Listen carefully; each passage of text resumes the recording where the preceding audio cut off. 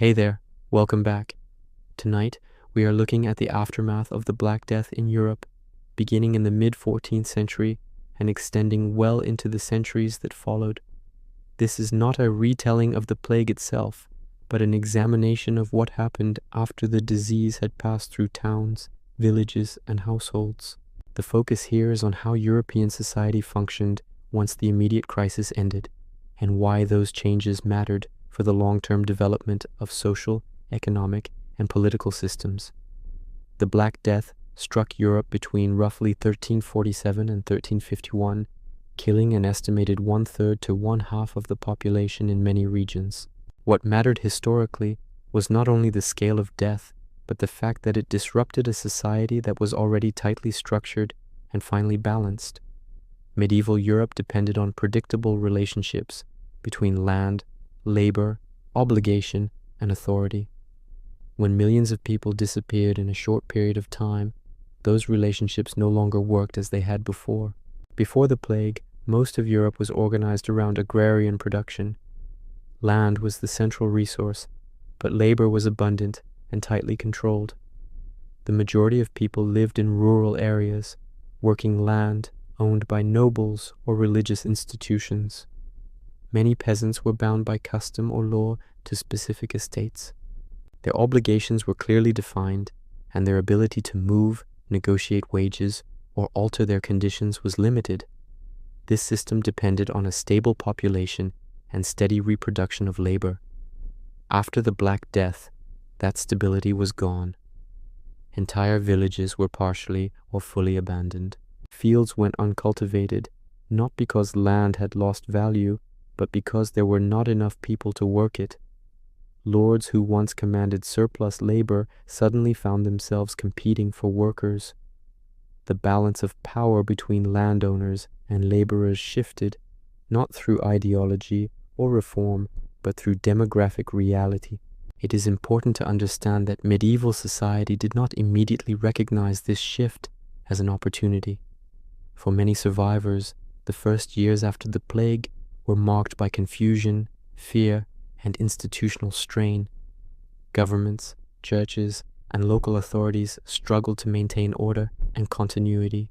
Laws remained on the books, but the conditions that had made them enforceable no longer existed in the same way. This period is often misunderstood as either a sudden collapse of medieval life or the immediate beginning of modern Europe. Neither interpretation is accurate. Most institutions survived, kings still ruled, churches still collected tithes, and lords still claimed authority over land. What changed was how effectively those institutions could impose their will, and how much resistance or negotiation they now faced from below. One of the most significant outcomes of the Black Death was that labor became scarce. Scarcity changed how work was valued. Survivors found themselves in a world where their labor mattered more than it had before, even if no one openly acknowledged that fact. This did not mean that peasants suddenly became free or wealthy, but it did mean that old assumptions about obedience and dependence were harder to enforce. At the same time, the aftermath exposed how dependent medieval society had been on informal custom rather than constant coercion. Much of the feudal system functioned because people accepted inherited roles as normal and unavoidable. When death removed large numbers of people from those roles, replacement was not automatic. Negotiation, mobility, and adaptation became necessary, even if reluctantly accepted by elites. Another key point is that the aftermath of the Black Death unfolded unevenly. Urban and rural areas experienced change differently. Western Europe followed a different path than Eastern Europe. Some regions saw declining serfdom and rising wages, while others responded by tightening control over peasants. These differences did not appear immediately, but they were rooted in the same initial shock. Traditional historical narratives often focus on kings, major laws, or dramatic revolts. In the aftermath of the Black Death, however, many of the most important changes occurred quietly. Contracts were adjusted, rents were renegotiated, Labor services were replaced with cash payments. These were not revolutionary acts, but practical responses to a new reality. By watching this video, you will understand how the Black Death reshaped everyday economic relationships, why authorities struggled to contain its consequences, and how long-standing systems adapted rather than disappeared. You will also see how ordinary people, especially those rarely recorded in chronicles, experienced gradual changes in their bargaining power and daily conditions. Before we begin, a small note. If you enjoy these calm journeys through history, I upload new videos every day, so consider subscribing and turning on the bell. And tell me, where are you listening from, and what time is it for you right now? I love imagining people drifting off to the same story under different skies. With that in mind, we can now move forward into the demographic reality left behind by the Black Death, starting with the empty landscapes and disrupted populations that defined the late 14th century. Part 2, Demographic Collapse and the Empty Landscape. At this point in the narrative, the Black Death has already passed through Europe. The disease itself is no longer spreading at its initial intensity, but its effects remain visible everywhere. What defines this moment is absence. The most immediate and measurable consequence of the plague was the sudden reduction of population, and that demographic collapse shaped everything that followed. Across much of Europe, population losses ranged from 30 to 50%. In some towns and regions, the losses were even higher. These figures were not evenly distributed. Some villages lost a handful of households, while others were almost entirely emptied. Urban centers often suffered repeated outbreaks due to density and trade connections, while isolated rural areas sometimes escaped with fewer deaths. The result was a patchwork landscape of survival and abandonment. In the countryside, this demographic shock was especially visible. Medieval agriculture relied on continuous human labor. Fields needed regular plowing, sowing, weeding, and harvesting. Livestock required care. Drainage systems, fences, and paths had to be maintained. When large numbers of people died, these routines broke down quickly. Land that had been cultivated for generations began to revert to pasture or scrub. Manorial records from the late 14th century show a sharp increase in vacant holdings. Tenancies went unfilled, not because land was undesirable, but because there were too few people to take it on under existing terms. In some areas, entire villages were recorded as deserted. Houses collapsed from neglect, churches stood unused, mills fell silent because there were not enough tenants to grind grain. This emptiness had practical consequences. Lords who depended on rents and labor services saw their income decline. Peasants who survived often found themselves managing more land than before, either formally or informally. In many cases, boundaries blurred. Fields that once belonged to specific households were absorbed into neighboring plots simply because someone had to work them or they would produce nothing at all. The demographic collapse also disrupted family structures. Inheritance patterns changed when entire family lines disappeared. Widows and orphan children became more common. Property passed in unexpected ways, sometimes to distant relatives, sometimes reverting to lords, and sometimes remaining in legal uncertainty for years. These situations created disputes that local courts struggled to resolve, especially when records had been lost or officials had died. Urban areas faced different but related challenges. Cities relied on a constant flow of labor from surrounding regions. Artisans, porters, builders, and servants all formed part of an interconnected urban workforce. When population fell sharply, workshops closed not because demand vanished, but because skilled labor was missing. Some trades recovered quickly, while others declined permanently. The reduction in population also affected markets. With fewer people, demand for certain goods fell, while supply in other areas exceeded immediate needs. Grain prices, for example, often dropped in the short term because cultivated land still produced food, but there were fewer mouths to feed. This benefited some consumers but harmed landlords and large producers who relied on stable prices. Importantly, medieval authorities did not initially interpret demographic decline as a structural transformation. Many assumed population would recover quickly, as it had after earlier famines or local epidemics. Policies and obligations were often maintained as if nothing fundamental had changed. This delay in recognition contributed to later tensions, as laws and expectations no longer matched lived reality. Another consequence of population loss was increased mobility. With villages emptied and obligations weakened, survivors found it easier to move. People left marginal lands for more productive areas. Towns attracted migrants seeking opportunity.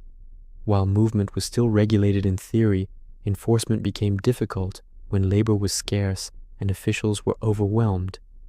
This mobility further destabilized traditional arrangements. Lords complained of tenants leaving without permission. Town councils worried about newcomers who did not fit established guild structures. Yet both groups also needed people. The contradiction between control and necessity became a defining feature of the post-plague world. It is also important to note what did not disappear. Not all land was abandoned. Not all institutions collapsed. In many regions, recovery began slowly within a generation. Birth rates rose among survivors and some villages regained population. However, recovery occurred under new conditions. The memory of loss lingered, and the balance between land and labor had shifted in ways that could not be fully reversed. By the late 14th century, Europe was no longer defined only by death, but by the consequences of survival. Empty fields, reduced populations, and disrupted inheritance patterns created a new starting point for economic and social change.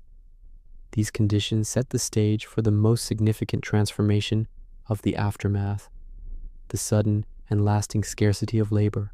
As we move forward, the focus shifts from absence to value, examining how the shortage of workers altered the meaning of work itself and reshaped relationships between employers and laborers. Part 3. Labor shortages and the sudden value of work. At this stage of the narrative, Europe is living with the consequences of demographic collapse.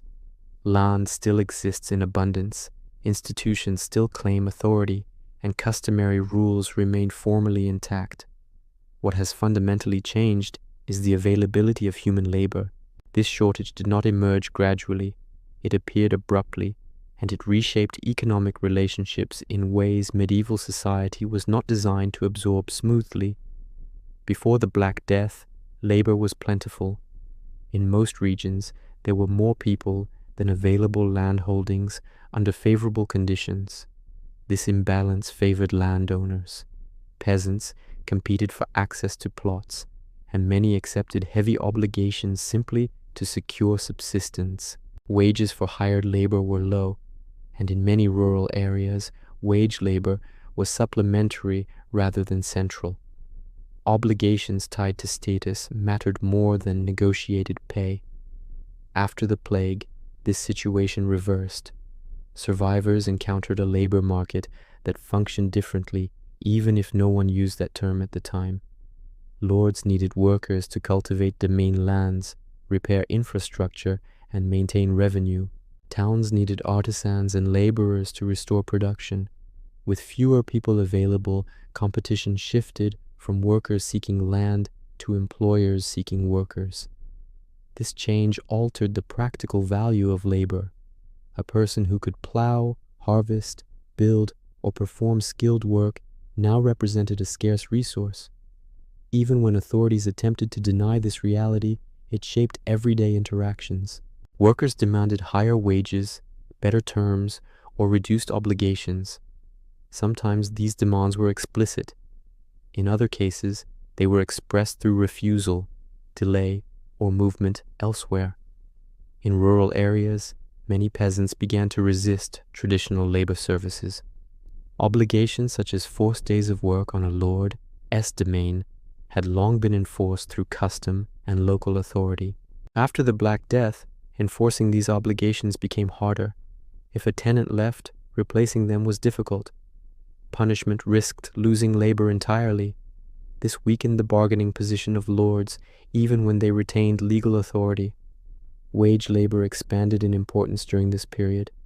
Tasks once performed as part of customary obligation increasingly required payment to attract workers. Harvest labor, in particular, became a point of negotiation. Fields left unharvested represented total loss, so landowners often paid above customary rates to secure help during critical seasons. These practices did not abolish the old system, but they eroded its effectiveness. Urban labor markets experienced similar pressures. Crafts depended on skilled workers whose training took years. When masters, journeymen, and apprentices died, workshops struggled to function. Surviving workers could move between towns more easily, seeking better pay or conditions. Guilds attempted to regulate entry and preserve standards, but scarcity undermined their control. Not all workers benefited equally. Skilled artisans generally saw greater gains than unskilled laborers. Men benefited more than women in formal wage negotiations, although women's labor remained essential in agriculture, textiles, and domestic production. Nonetheless, the overall environment favored labor more than it had before, creating opportunities that had previously been limited. Authorities responded with concern. Rulers and landowners did not interpret rising wages as a neutral market adjustment. They saw them as a threat to social order. Medieval society was built on the assumption that people occupied fixed roles, with obligations determined by status rather than negotiation. When workers began to behave as if they had choices, it challenged those assumptions. This anxiety was not abstract. Rising labor costs directly affected elite income. Lords faced declining rents due to vacant land and increased expenses due to paid labor. Urban elites worried that higher wages would raise prices and disrupt trade. Governments feared unrest if traditional hierarchies weakened. These concerns motivated attempts to restore pre-plague conditions through law. Despite these fears, it is important to understand that the shift in labor value was not revolutionary in intent. Most workers did not seek to overturn the social order. They sought survival, stability, and improvement within familiar structures. Their actions were pragmatic responses to scarcity, not ideological challenges. Mobility played a critical role in reinforcing labor value. Workers who could leave undesirable conditions often did so. Even short-distance movement between villages or towns allowed comparison of terms. This mobility forced employers to compete, even informally. Attempts to restrict movement often failed because enforcement depended on local officials who also needed labor. The changing value of work also affected attitudes toward time and effort. Employers demanded productivity, while workers became more conscious of the limits of their labor. The idea that work had a measurable worth gained practical relevance. This did not create modern wage consciousness, but it laid groundwork for later developments. Religious and moral frameworks struggled to address these changes. Traditional teachings emphasized acceptance of one's station, yet sermons and moral literature increasingly reflected anxiety about greed, idleness, and disorder. These themes indicate that behavior had changed enough to require explanation and condemnation. It is crucial to avoid overstating the extent of improvement for workers. Living conditions remained harsh, disease persisted, life expectancy remained low. Many workers faced exploitation and insecurity. However, relative to the pre-plague period, their position had improved in subtle but meaningful ways. They were harder to replace, and that fact shaped daily interactions. Over time, this new labor environment forced adaptation. Some landowners adjusted willingly, offering incentives to attract tenants. Others resisted, clinging to legal authority even as its effectiveness declined. These different responses produced varied outcomes across regions. The labor shortage did not eliminate inequality, but it altered its mechanisms. Control based on abundance gave way to negotiation shaped by scarcity. This transition was uneven, contested, and incomplete, but it marked a fundamental shift in how work was valued within medieval society. As this new reality settled in, authorities sought to halt or reverse it through direct intervention. The next stage of the aftermath examines those attempts, focusing on laws designed to control wages, restrict movement, and preserve an older economic order that no longer matched demographic reality. Part 4. Attempts to control wages and movement. At this point in the narrative, the demographic shock of the Black Death has translated into a clear economic problem for authorities. Labor is scarce, wages are rising, and traditional obligations are weakening. Rulers, landlords, and urban governments respond not by redesigning the system, but by trying to force it back into its earlier shape. This part examines those efforts and why they struggle to succeed. Medieval governments did not view wages and labor mobility as neutral outcomes of supply and demand. They saw them as matters of social order. In a society structured around hierarchy, rising wages suggested disorder. If workers could demand higher pay or choose where to work, then authority appeared weakened. For elites, the issue was not only economic loss, but the fear that established roles were dissolving. One of the earliest and most famous responses came in England. In 1349, as the plague was still present in some regions, the Crown issued the Ordinance of Labourers. This was followed by the Statute of Labourers in 1351. These measures attempted to freeze wages at pre-plague levels and require able-bodied people to accept work when offered. Similar laws appeared elsewhere in Europe, though not always as systematically documented. The logic behind these laws was straightforward. Authorities assumed that abnormal conditions had temporarily disrupted society. If wages could be legally fixed and movement restricted, the old balance might be restored. Workers were expected to resume their former obligations, and employers would regain control over labor costs. In theory, law could compensate for demographic loss. In practice, enforcement was extremely difficult. Local officials were responsible for applying these regulations, but they faced conflicting incentives. Many were landholders themselves and sympathized with elite concerns. At the same time, they depended on local labor to keep estates functioning and communities stable. Punishing workers, too, harshly risked driving them away entirely. Records from manorial courts and royal inquiries show frequent violations of wage controls. Workers accepted higher pay than allowed. Employers offered it. Fines were imposed, but they rarely changed behavior. In many cases, penalties became part of the cost of doing business rather than a deterrent. The gap between law and practice widened. Movement restrictions were equally problematic. Laws attempted to bind workers to their home villages or prevent them from seeking better terms elsewhere. Yet population loss made monitoring difficult. Villages lacked manpower to patrol boundaries or enforce residency. Towns needed workers and often ignored legal restrictions to attract them. Urban authorities faced particular challenges.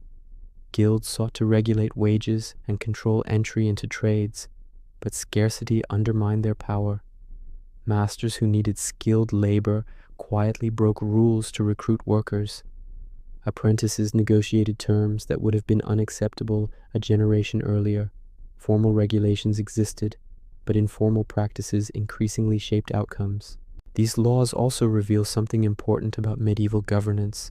States had limited administrative capacity. They relied on local enforcement, customary compliance, and social pressure. When underlying conditions changed dramatically, law alone could not compensate. This limitation became increasingly apparent in the decades after the plague.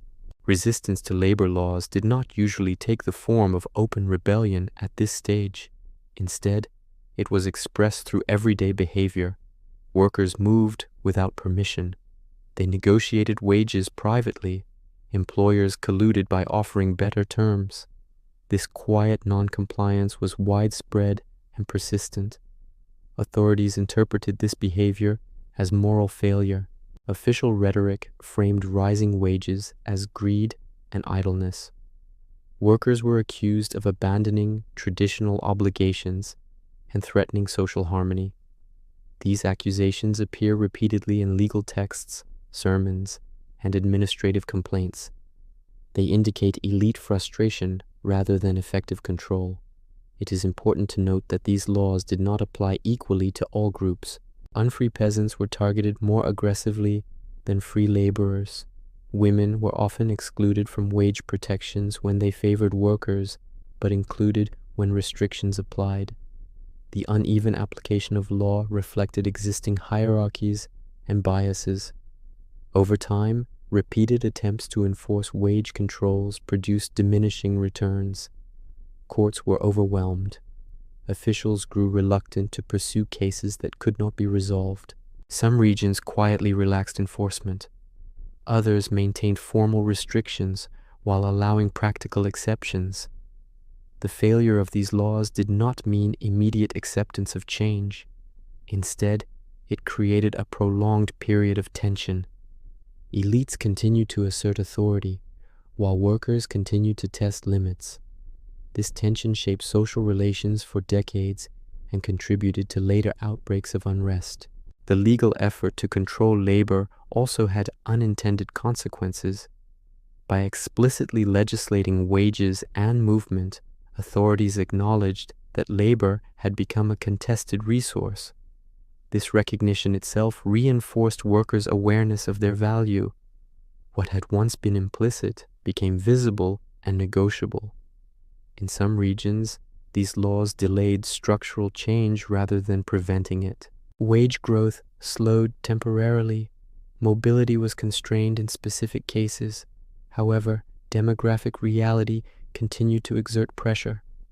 As long as labor remained scarce, enforcement could not fully succeed. By the late 14th century, it became clear that legal coercion alone could not restore the pre-plague order.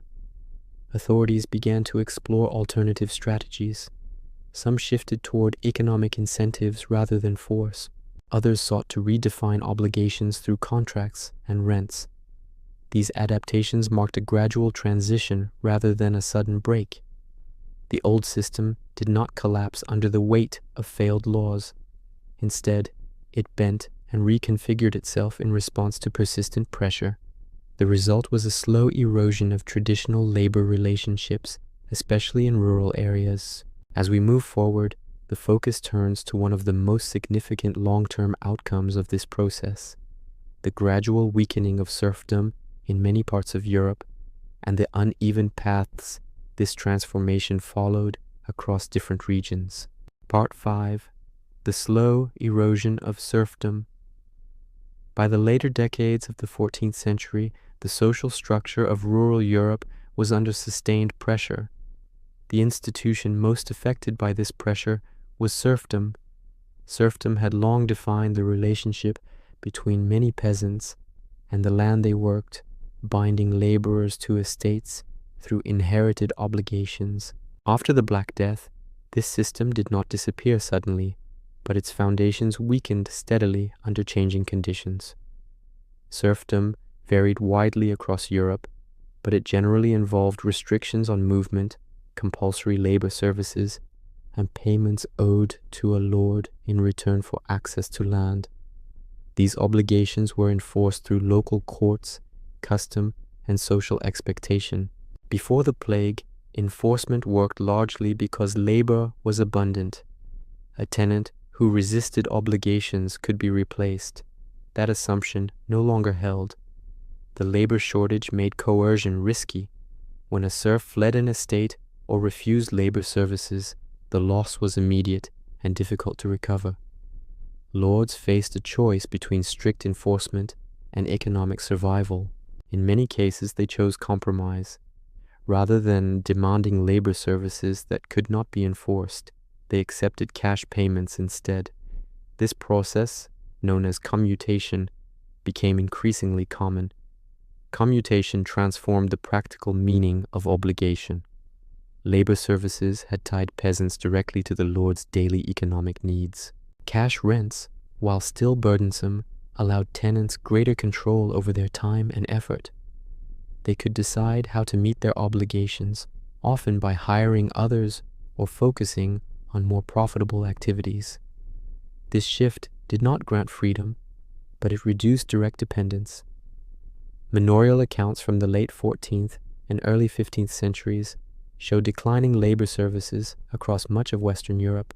Lords recorded fewer days of compulsory work and more cash income. This transition was often gradual and pragmatic rather than ideological. It reflected adaptation to scarcity rather than a conscious dismantling of serfdom.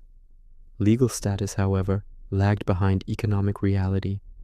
Many peasants remained legally unfree even as their daily obligations changed. Courts continued to record them as serfs, and lords retained rights over marriage fees, inheritance payments, and movement.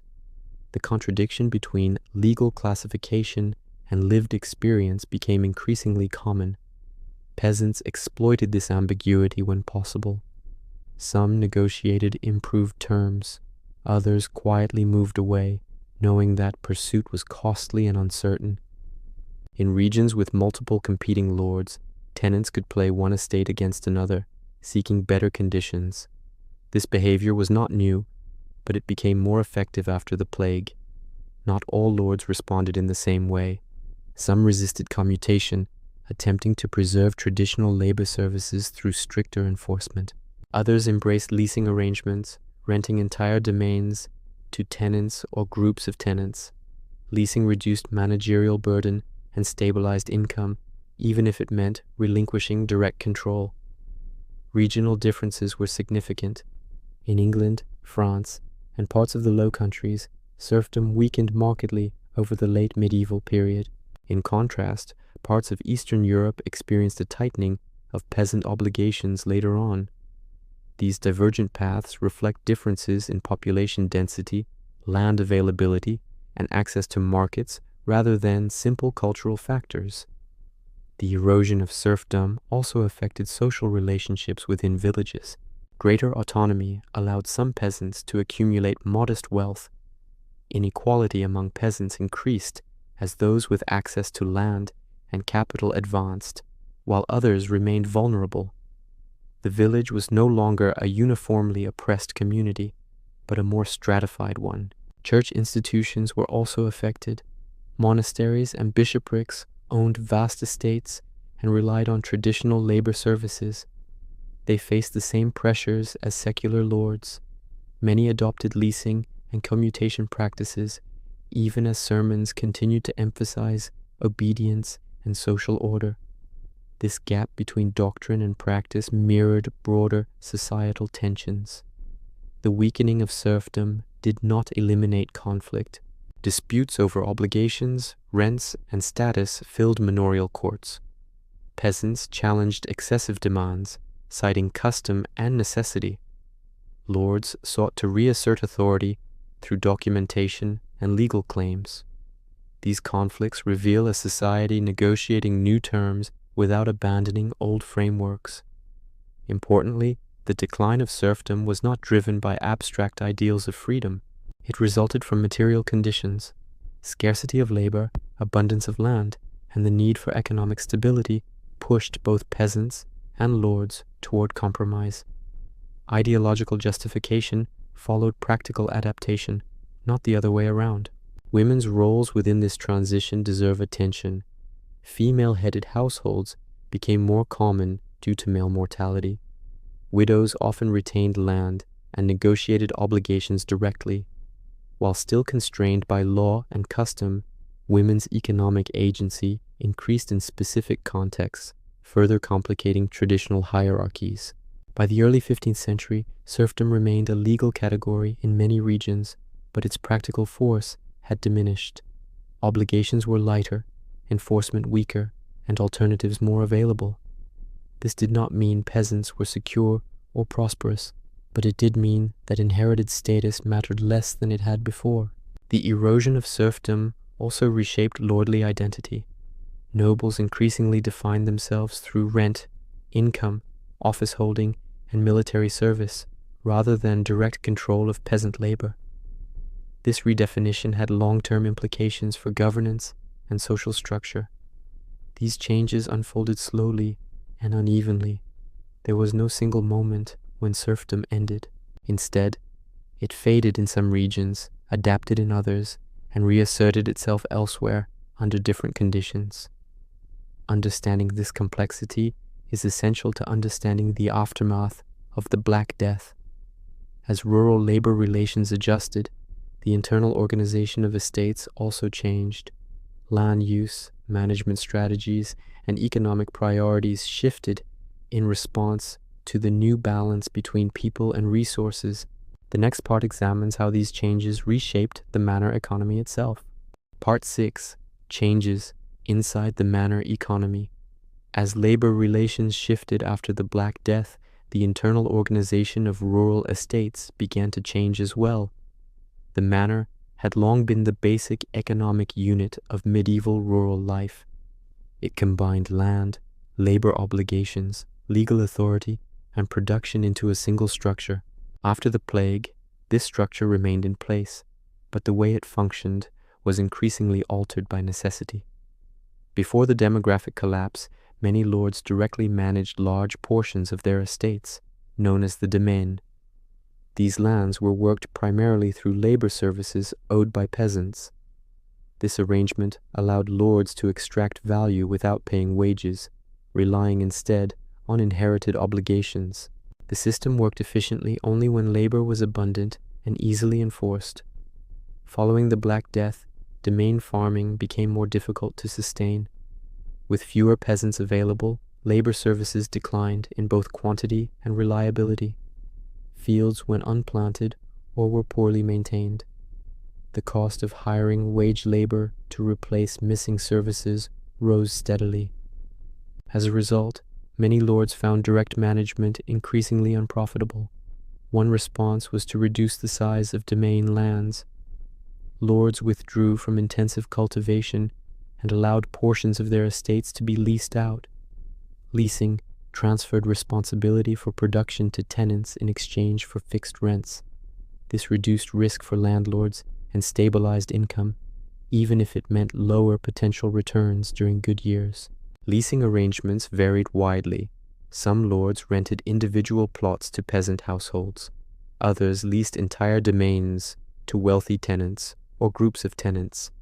In certain cases, urban merchants or local elites entered rural leasing markets, blurring the line between rural and urban economies.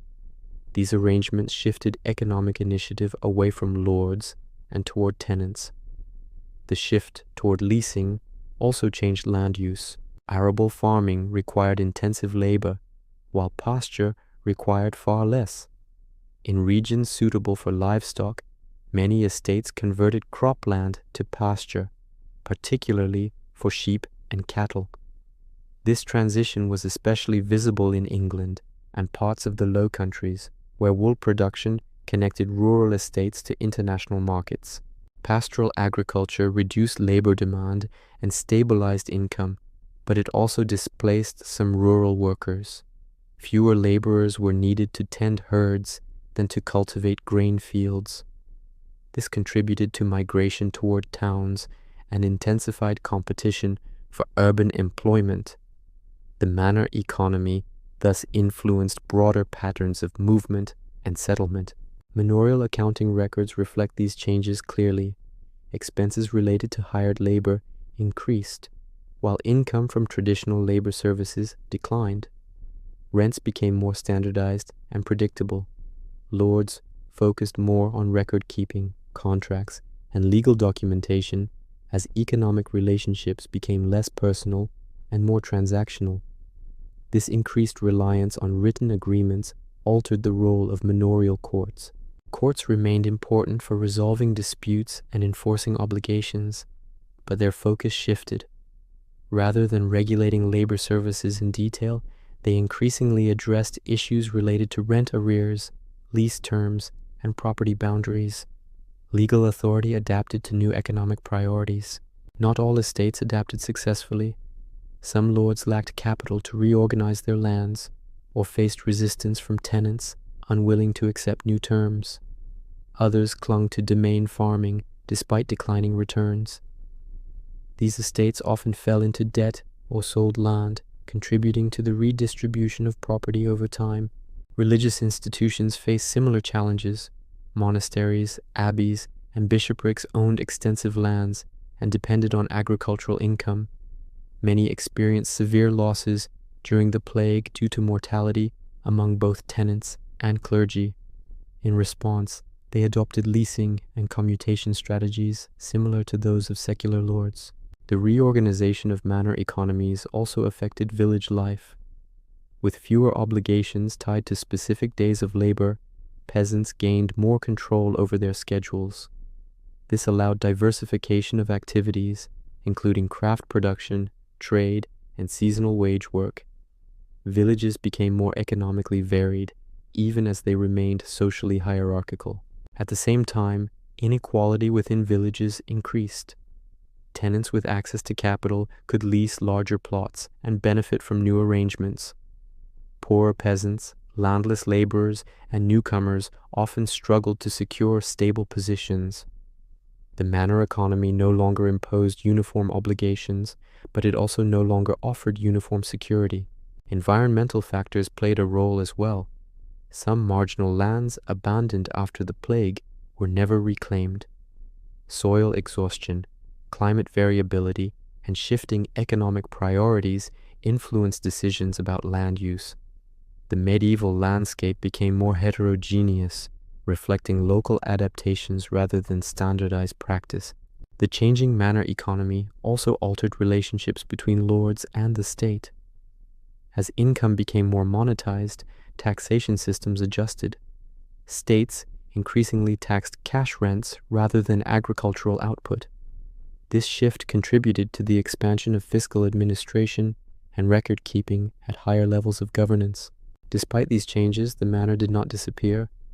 It remained a legal and social framework that structured rural life. What changed was its internal logic. Production decisions were driven less by customary obligation and more by calculation. Risk management replaced tradition as a guiding principle. These developments unfolded gradually, often unnoticed by contemporaries focused on immediate concerns. Yet, over generations, they reshaped the rural economy in lasting ways. The manor became less a site of direct exploitation and more a node within a broader market-oriented system. Understanding these internal changes is essential to understanding the broader aftermath of the Black Death. Economic adaptation at the level of the estate influenced labor relations, social mobility, and regional development. It also set the conditions under which towns recovered and expanded. As rural estates adjusted to new realities, urban centers responded to the same demographic pressures in different ways. The next part turns to cities, examining how labor scarcity, migration, and institutional constraints reshaped urban recovery after the Black Death. Part 7.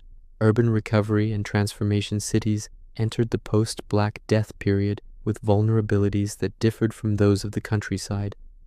Urban centers depended less on land and more on people. Crafts, trade, transport, construction, and administration all required concentrated labor. When population fell sharply, cities did not simply lose residents, they lost the capacity to function at previous levels. Recovery, therefore, involved not only filling empty houses, but rebuilding complex systems of production and exchange. Mortality in towns was often severe. Density, poor sanitation, and constant movement of people and goods made repeated outbreaks likely. Some cities lost half their population in a single wave. Others experienced several smaller but cumulative losses. Streets that had once been crowded became quiet. Workshops closed because masters, journeymen, or apprentices had died. Municipal revenues declined as tax bases shrank. Despite these losses, cities also possessed advantages. Urban economies were flexible in ways rural systems were not. Crafts could be reorganized. Trade routes could be redirected. Town governments could modify regulations more quickly than feudal estates could alter custom. These qualities shaped the pace and direction of urban recovery. One of the most important factors in urban revival was migration. Towns attracted people from surrounding countryside, including displaced peasants, landless laborers, and younger members of rural households. For many, cities offered opportunities that villages no longer could. Even with restrictive citizenship rules, towns often tolerated newcomers because labor was scarce and demand was high. This influx altered the composition of urban populations. Migrants brought skills, labor, and ambition, but they also strained housing and social services. Authorities worried about disorder, disease, and competition within trades. Nevertheless, the need for workers often outweighed these concerns, leading to pragmatic acceptance rather than strict exclusion. Wages in urban centers generally rose after the plague, though patterns varied by trade and region. Skilled artisans benefited more consistently than unskilled laborers. Masons, carpenters, metalworkers, and textile specialists were in demand for rebuilding projects and resumed production. Day laborers also saw opportunities, particularly in construction and transport. Guilds attempted to maintain control over trades during this period. They regulated entry, training, and pricing, seeking to preserve standards and protect members. However, labor scarcity undermined guild authority. Masters sometimes admitted apprentices more quickly than regulations allowed. Rules were bent to attract skilled workers from other towns. Enforcement remained selective and inconsistent. These pressures produced internal tensions within guilds. Established members feared competition from newcomers, while younger or migrant workers sought access to opportunities. Disputes over wages, training periods, and membership fees became more common. Municipal authorities often intervened, balancing economic necessity against social stability. Urban governments also faced fiscal challenges. With fewer residents, tax revenues declined just as demands increased. Cities needed to repair walls, maintain infrastructure, and support basic services. To address this, some towns adjusted tax structures, relying more heavily on indirect taxes or expanding borrowing. These measures increased administrative complexity and long-term obligations. Public works played a central role in urban recovery.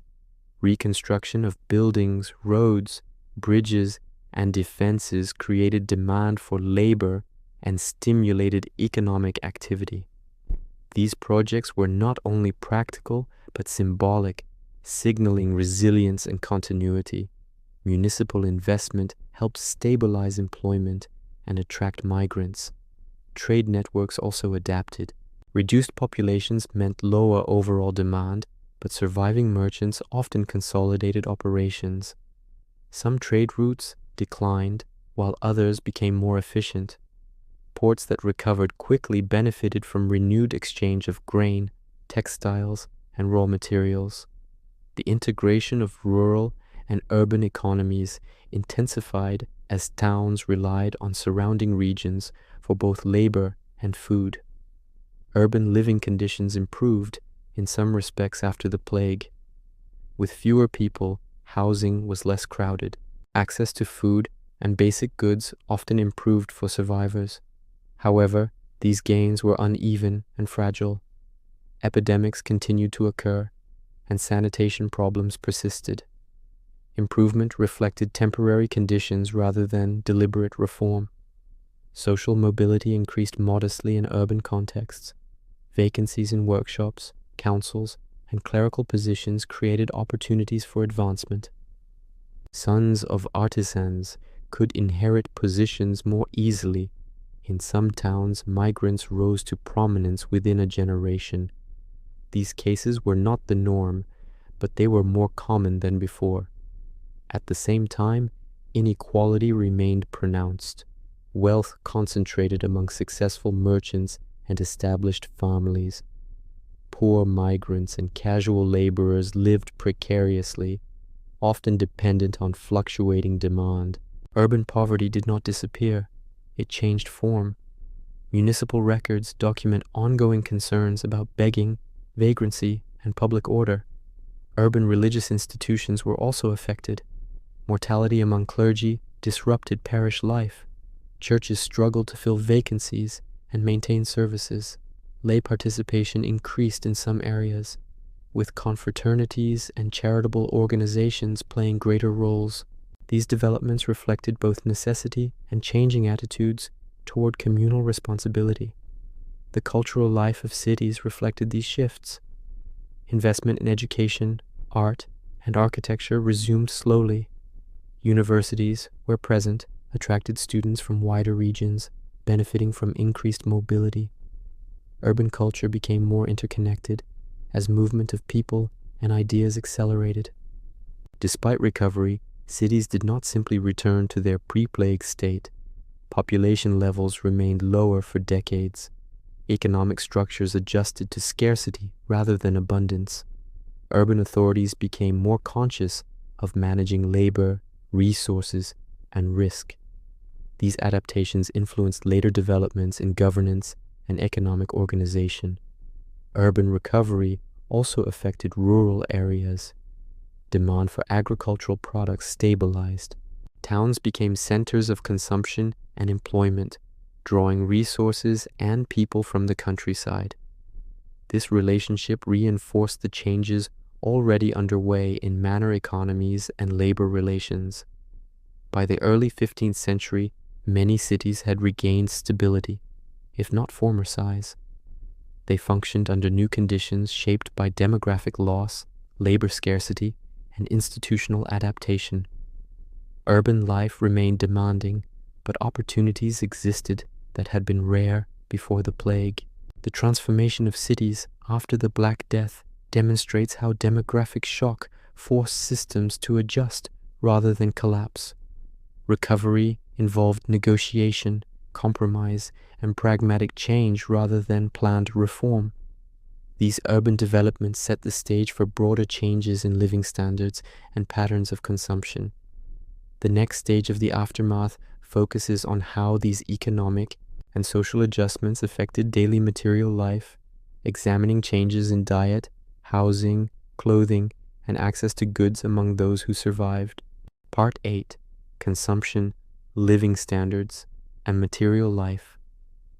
Daily material life in post-Black Death Europe changed in ways that were subtle, uneven, and often temporary, but still historically significant.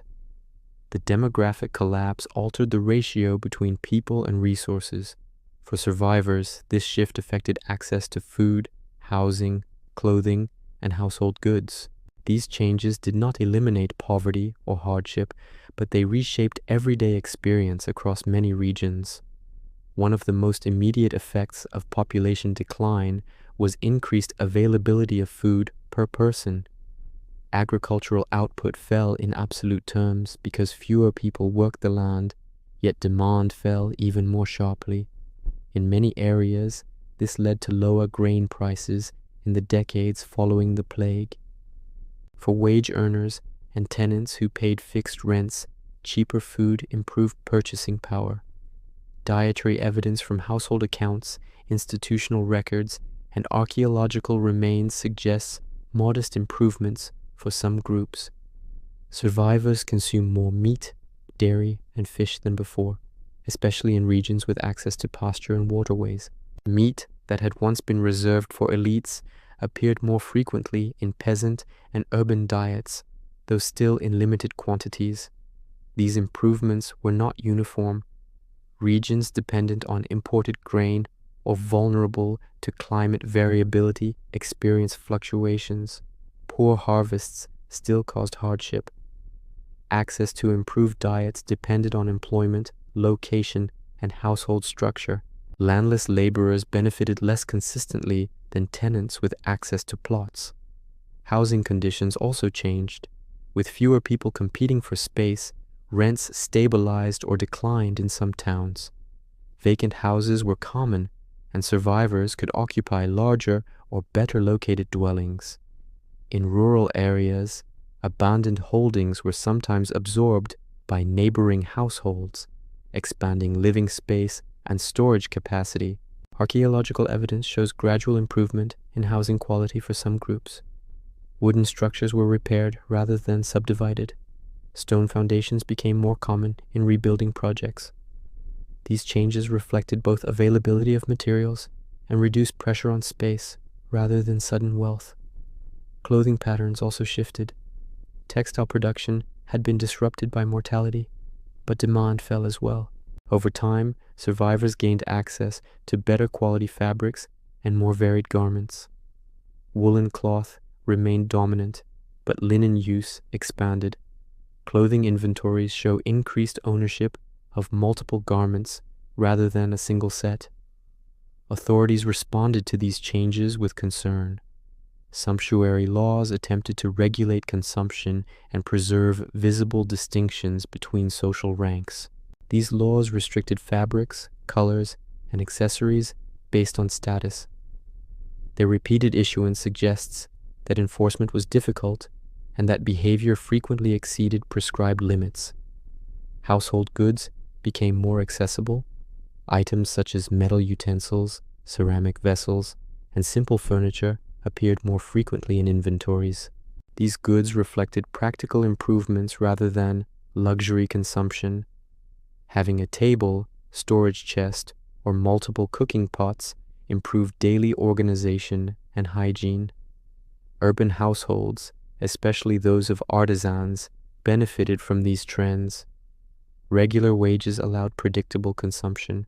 In rural contexts, tenants with secure leases could invest modestly in household improvements. However, these gains were fragile and depended on continued access to work and stable rents. Consumption changes also reflected shifts in production. With labor scarce, producers focused on goods that offered higher returns. This encouraged specialization and trade. Regions known for textiles, metalwork, or specific agricultural products strengthened their market connections, shaping local consumption patterns. Religious institutions documented these changes indirectly. Church records show increased donations of material goods rather than solely agricultural produce. Wills included bequests of clothing, bedding, and household items, indicating their perceived value and availability. It is important to emphasize limits. Improved consumption did not translate into security. Disease continued to recur. Employment fluctuated. Legal restrictions and rent increases sometimes offset gains. For many households, improved living standards were temporary and dependent on favorable conditions. Inequality persisted and, in some cases, increased. Those with access to land, skills, or capital benefited more consistently. The poor, elderly, and infirm remained vulnerable. Material improvement was relative, not absolute, and should not be interpreted as widespread prosperity. Gender roles influenced access to improved consumption. Female-headed households often faced constraints but also exercised autonomy in managing resources. Widows controlled property and consumption decisions in ways that were less common before the plague. These arrangements varied by region and legal framework. Children's material conditions also changed. With fewer dependents per household, resources could be concentrated. Evidence suggests improved nutrition for some children, though mortality remained high. Investment in children reflected both emotional and economic considerations in a labor-scarce society. Urban authorities monitored consumption because it affected public order. Markets, prices, and supply chains were central concerns. Regulation aimed to prevent hoarding and price manipulation, reflecting the continued vulnerability of urban populations despite demographic relief. Material culture also carried social meaning. Owning better clothing or household goods signaled stability and respectability. These signals mattered in communities where traditional markers of status were under pressure. Consumption became one way of expressing position within a changing hierarchy. Over time, These changes influenced expectations. Survivors and their descendants grew accustomed to higher standards of consumption.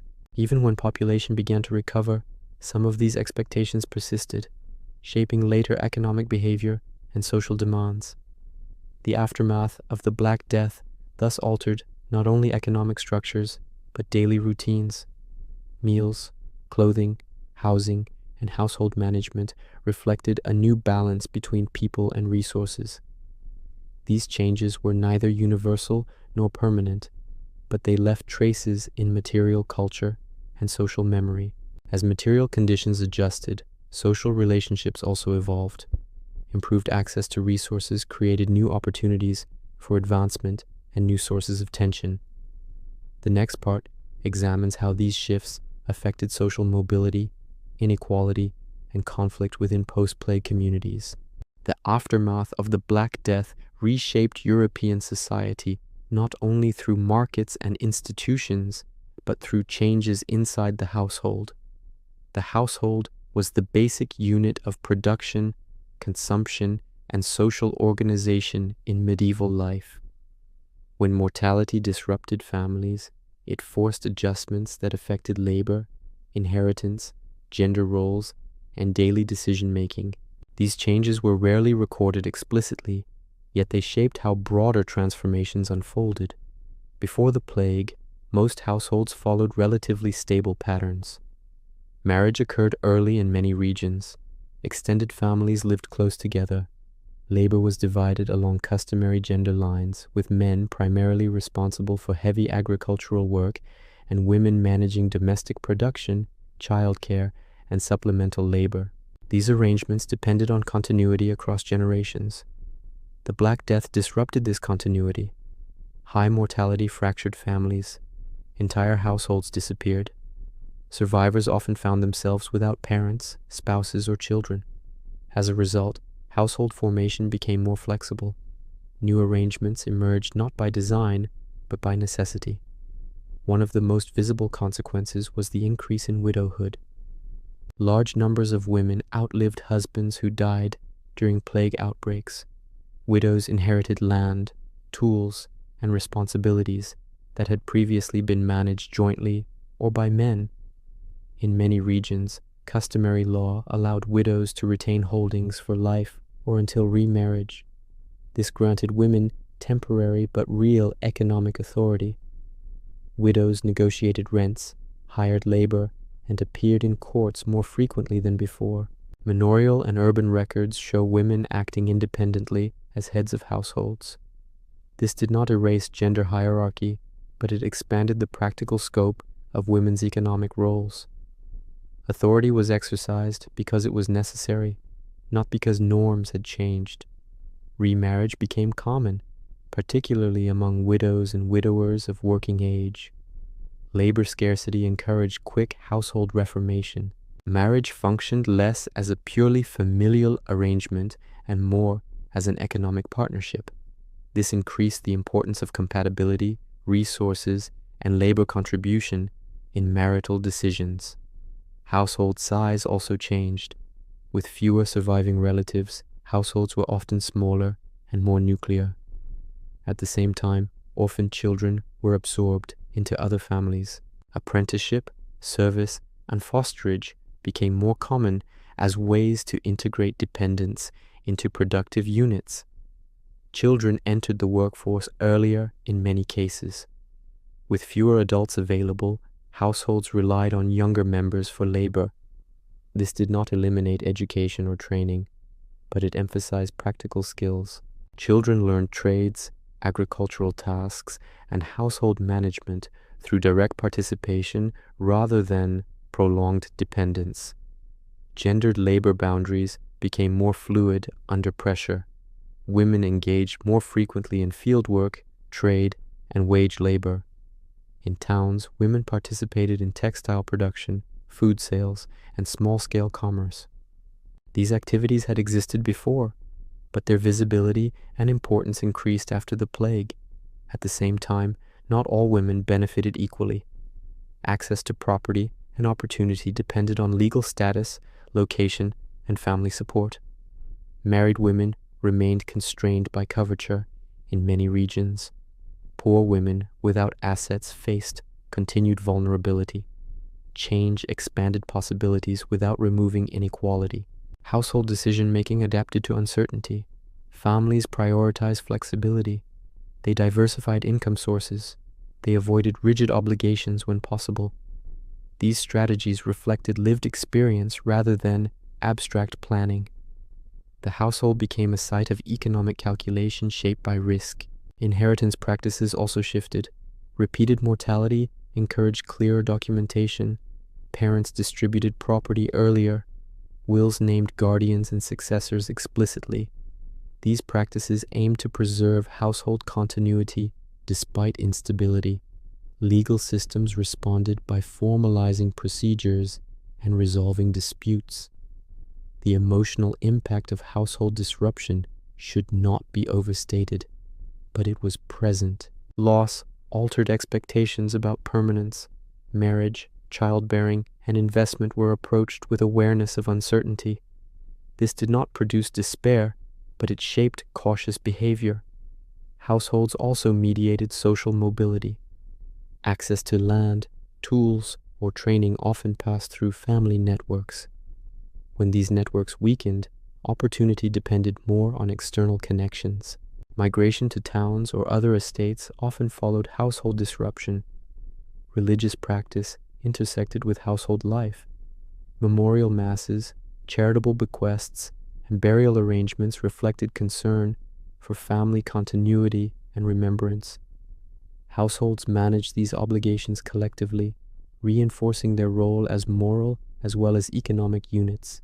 Over time, these adjustments influenced social structure. Villages contained more varied household types. Towns accommodated migrants with diverse backgrounds. Gender roles remained normative but adaptable.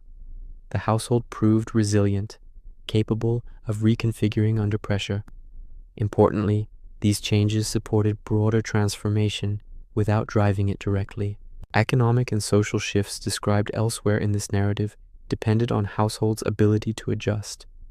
Labor mobility, wage negotiation, and consumption patterns all emerged from decisions made at the household level. By the 15th century, post-plague households were functioning under new assumptions. Continuity could not be taken for granted. Flexibility mattered. Contribution outweighed status in daily practice, even if hierarchy persisted formally. This reorganization of household life did not announce itself in laws or revolts. It unfolded quietly, shaping behavior and expectation. Yet it formed the foundation upon which social mobility, tension, and conflict developed in the following decades. Understanding the household allows us to connect material change with social consequence.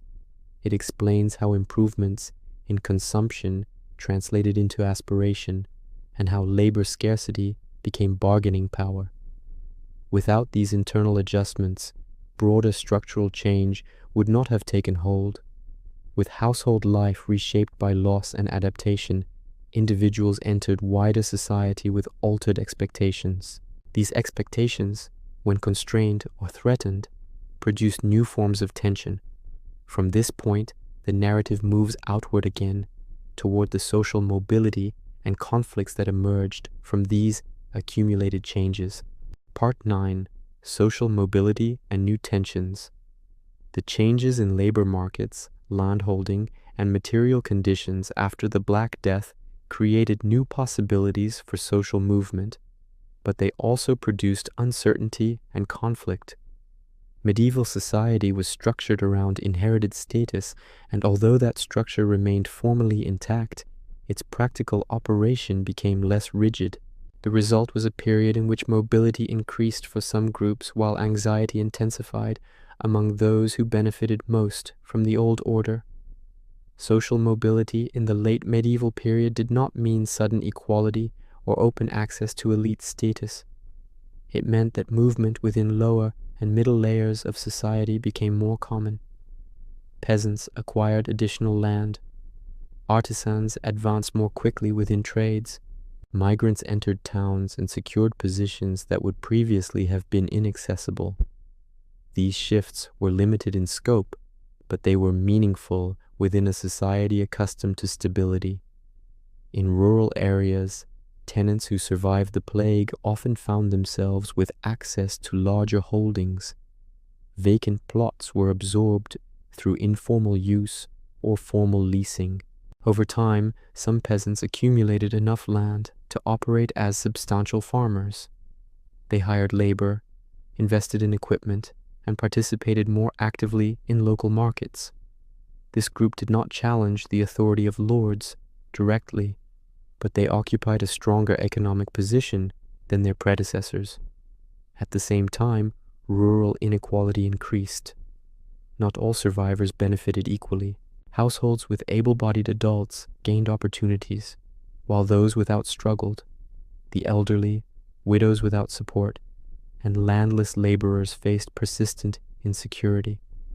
Mobility upward for some was accompanied by stagnation or decline for others, producing sharper internal divisions within villages. Urban environments offered different pathways for movement. Vacancies created by mortality allowed faster advancement within crafts and municipal administration. Apprentices completed training more quickly. Journeymen became masters earlier than expected. In some towns, migrant artisans entered trades that had previously been closed or tightly controlled. Municipal records show increased turnover in urban offices. Councils recruited capable individuals regardless of lineage when experienced officials were lacking. This pragmatic approach broadened participation, but also generated resentment among established families who saw their influence diluted.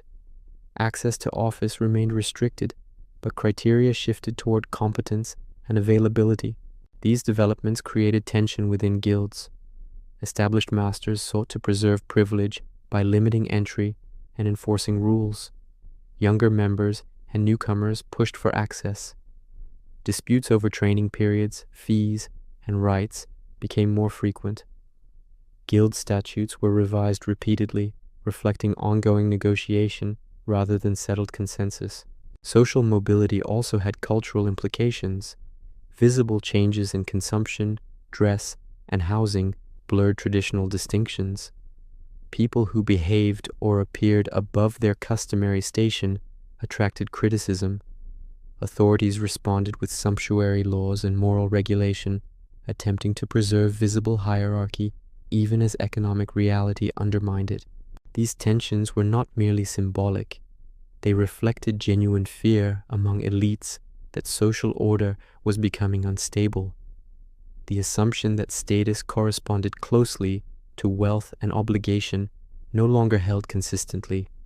When individuals crossed boundaries, even modestly, it raised questions about authority and legitimacy. Peasant communities experienced similar strains. Wealthier tenants asserted influence within villages, sometimes at the expense of poorer neighbors. Local disputes over land, grazing rights, and obligations increased. Village cohesion weakened as economic differentiation deepened. Manorial courts recorded more conflicts among peasants, not just between peasants and lords. Migration further intensified tension. Newcomers disrupted established relationships. In towns, migrants competed for work and housing.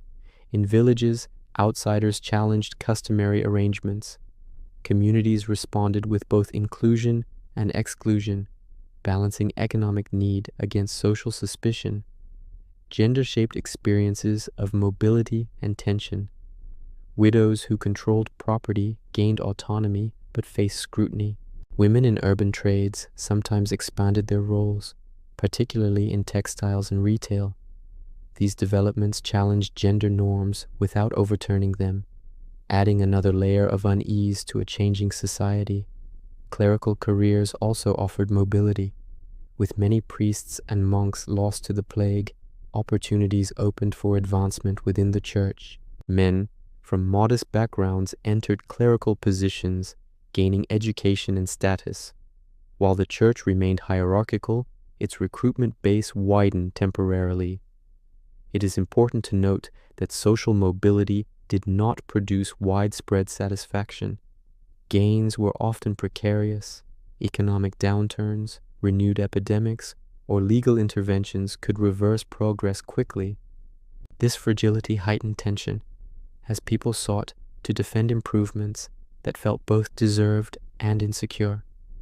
Authorities interpreted these developments through a moral lens. Complaints about arrogance, disorder, and disobedience appear frequently in contemporary sources.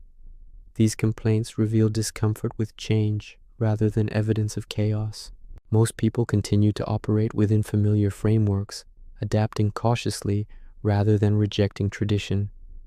Over time, accumulated tension contributed to episodes of unrest. When authorities attempted to reassert control through taxation or labor regulation, resistance intensified. These conflicts did not arise solely from poverty, but from perceived loss of gains and dignity achieved after the plague.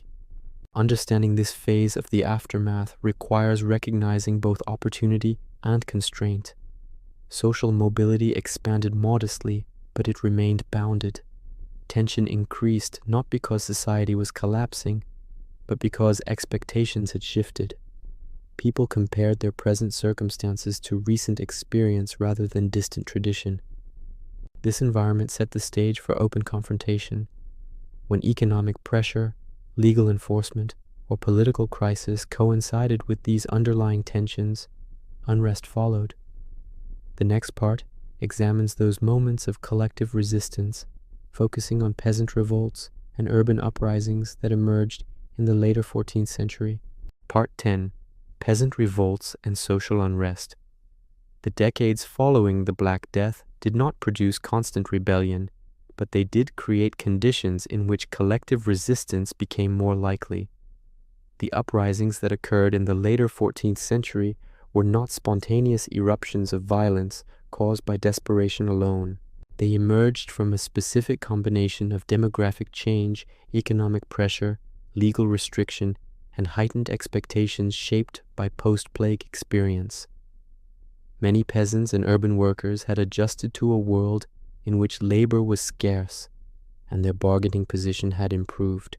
Wages had risen in practice, obligations had loosened, and mobility had increased. When authorities attempted to reverse these changes through taxation, wage controls, or renewed enforcement of obligations, resistance followed. Revolts were often triggered not by absolute deprivation, but by the perceived loss of gains made since the plague. One of the most well-known examples occurred in England in 1381. The English Rising, often called the Peasants' Revolt, followed decades of tension after the Black Death. Labor legislation had attempted to freeze wages, while repeated poll taxes imposed to fund military campaigns placed additional burdens on the population. Enforcement was uneven, but resentment accumulated. Participants in the English uprising came from varied backgrounds. Rural tenants, landless laborers, artisans, and town dwellers all took part. Their demands reflected practical concerns: reduction of taxes, abolition of serfdom, and an end to restrictive labor laws. These demands did not aim to overthrow monarchy or eliminate hierarchy, but to restore what participants considered fair conditions. The uprising spread rapidly, demonstrating the capacity for coordination across regions. Local grievances connected to broader issues. While leadership figures emerged, the movement relied heavily on communal networks and shared experience. The language used by rebels emphasized customary rights and justice rather than radical transformation. Authorities responded with force once order was restored. Leaders were executed and concessions were formally withdrawn.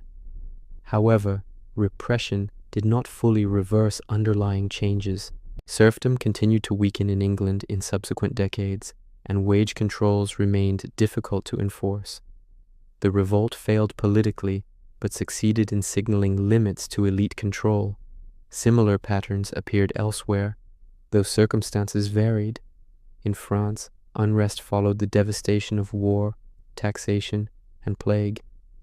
The Jacquerie of 1358, while earlier and shaped by military crisis, reflected comparable pressures. Peasants reacted against heavy burdens and insecurity, attacking symbols of lordly authority. The revolt was brutally suppressed, reinforcing elite fear of disorder. Urban unrest also increased. Towns experienced strikes, protests, and factional conflict. Artisans demanded better wages and representation. In some cities, guild members challenged oligarchic councils. These conflicts were often contained within urban frameworks, but they reveal broader dissatisfaction with authority structures that no longer aligned with economic realities. In the Low Countries and parts of Italy, revolts took different forms. Urban workers organized around trades and communal institutions. In Florence, for example, the Ciompi Revolt of 1378 involved wool workers excluded from guild representation. Their demands focused on political inclusion and economic security. Although the movement was short-lived, it demonstrated the capacity of workers to mobilize collectively. It is important to understand that these revolts were not uniform or coordinated across Europe. They reflected local conditions, legal frameworks, and political cultures. However, they shared common underlying causes rooted in the post-plague environment. Demographic loss altered expectations, and attempts to restore old controls provoked resistance. Fear of revolt influenced elite behavior even when no uprising occurred. Lords and governments became cautious about pushing demands too far. Legal reforms were sometimes delayed or softened. Negotiation replaced coercion in certain contexts, not because elites embraced change, but because confrontation carried risks. The memory of unrest also shaped administrative practice. Authorities improved record-keeping, surveillance, and local governance. Courts documented obligations more carefully. Officials sought to prevent ambiguity that could fuel dispute. These measures aimed to stabilize society, but they also increased the reach of governance. Revolts exposed fractures within communities.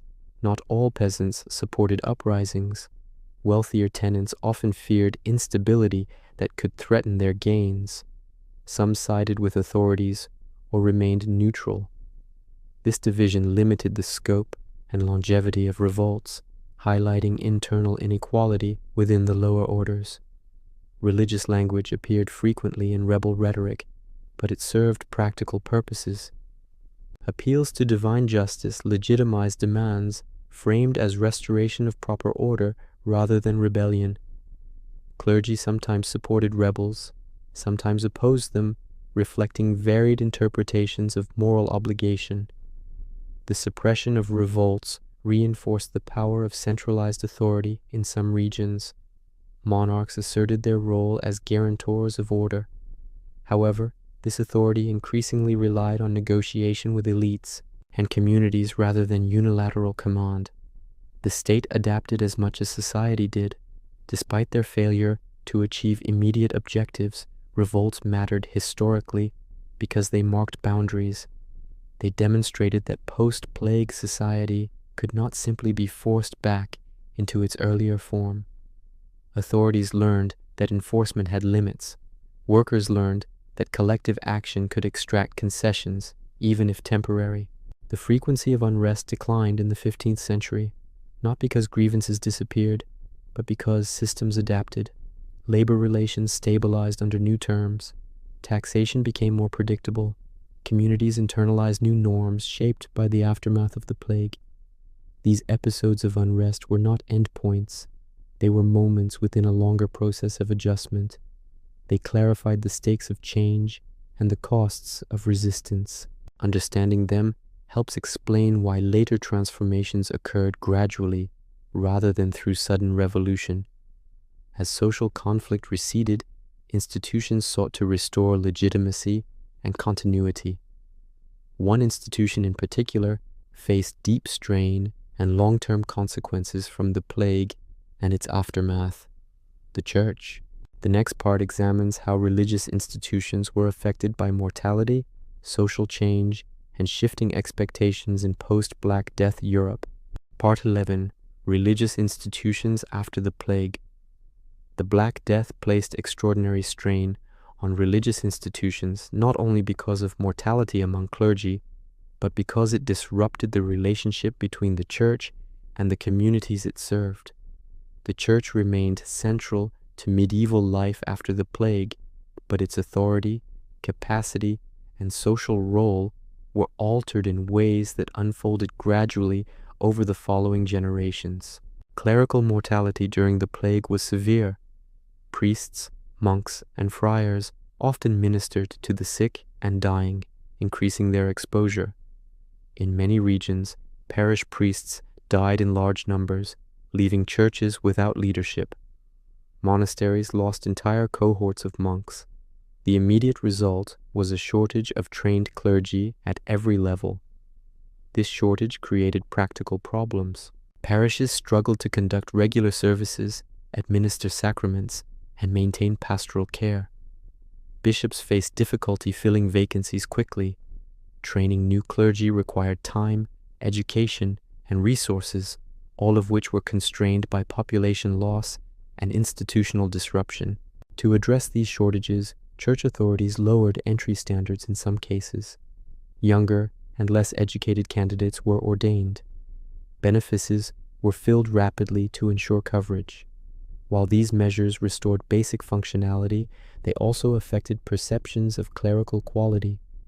Complaints about poorly trained or morally lax priests became more common in the late 14th century. The church's economic position also changed. Many religious institutions relied on rents, tithes, and agricultural production. Like secular lords, they experienced declining income from vacant lands and unpaid obligations. Monasteries with large estates adopted leasing and commutation strategies similar to those of lay landlords. This made their economic behavior increasingly similar to secular institutions. Tithes, traditionally a fixed proportion of agricultural output, became harder to collect. With fewer producers and more negotiated arrangements, enforcement weakened. In some regions, parishioners resisted payments or delayed them, citing hardship or custom. Clergy responded with legal action or appeals to authority, but outcomes varied widely. Lay expectations of the church also shifted. The scale of mortality raised questions about spiritual protection and intercession. While many people turned to religion more intensely, others expressed dissatisfaction. The inability of prayers, processions, or rituals to halt the plague undermined confidence in traditional responses, even if belief itself remained strong. This did not result in widespread rejection of Christianity. Instead, it encouraged diversification of religious practice. Lay confraternities expanded, providing mutual support, charity, and collective worship outside formal clerical structures. These organizations often took on roles previously managed by parishes, particularly in caring for the poor and organizing funerals. Charitable activity became increasingly important. Hospitals, almshouses, and burial societies expanded in some regions, funded by donations and bequests. Wills from the late 14th and 15th centuries show continued concern for spiritual welfare, but also increased attention to practical support for survivors. Religion remained embedded in daily life, but its expression adapted. The relationship between clergy and laity grew more complex.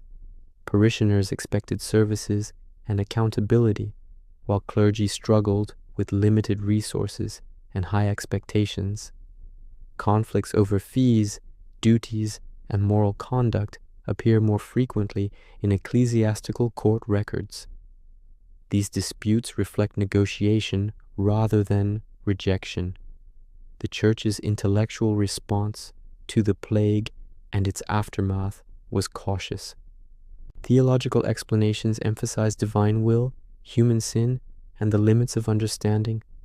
At the same time, some clerics acknowledged natural causes and practical responses. This coexistence of spiritual and pragmatic interpretation reflects the Church's attempt to maintain authority while addressing lived experience. Education within the Church also changed.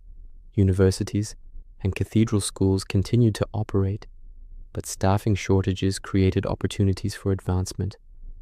Clerical careers became more accessible to men from modest backgrounds. This broadened the social base of the clergy, even as it altered internal hierarchies. Institutional reform was discussed, but proceeded slowly.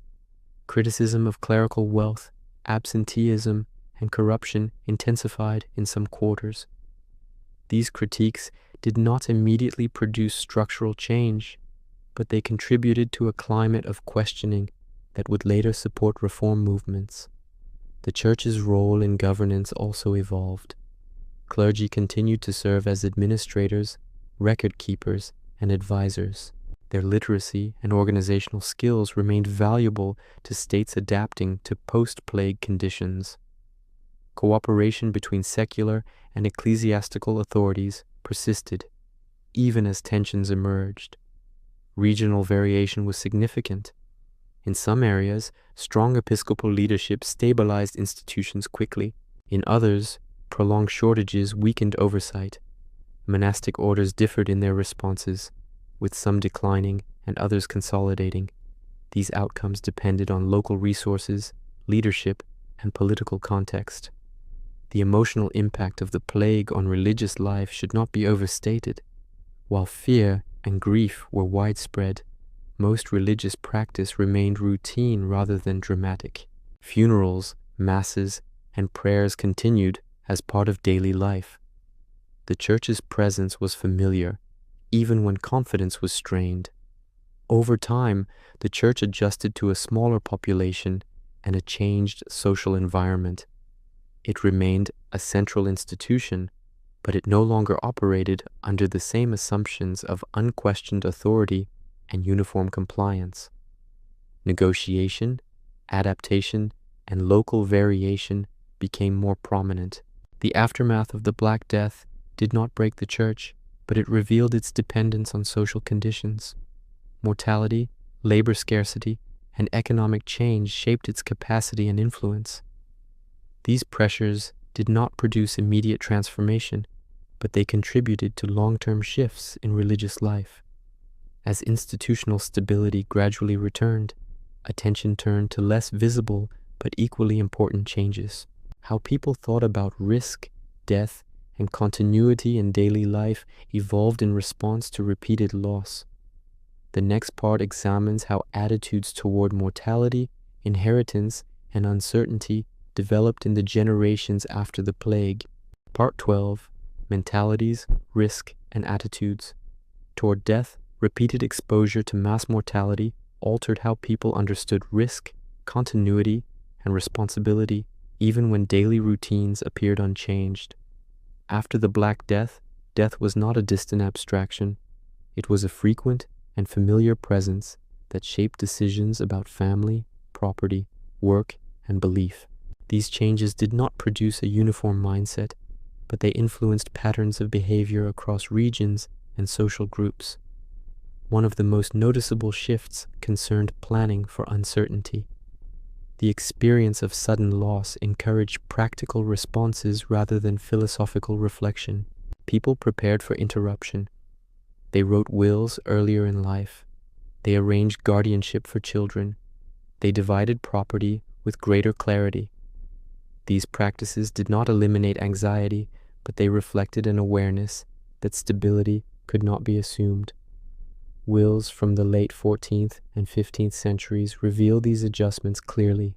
Testators provided detailed instructions for debt repayment, burial arrangements, and charitable gifts. Bequests increasingly included movable goods such as clothing, bedding, and tools, indicating their importance in household survival.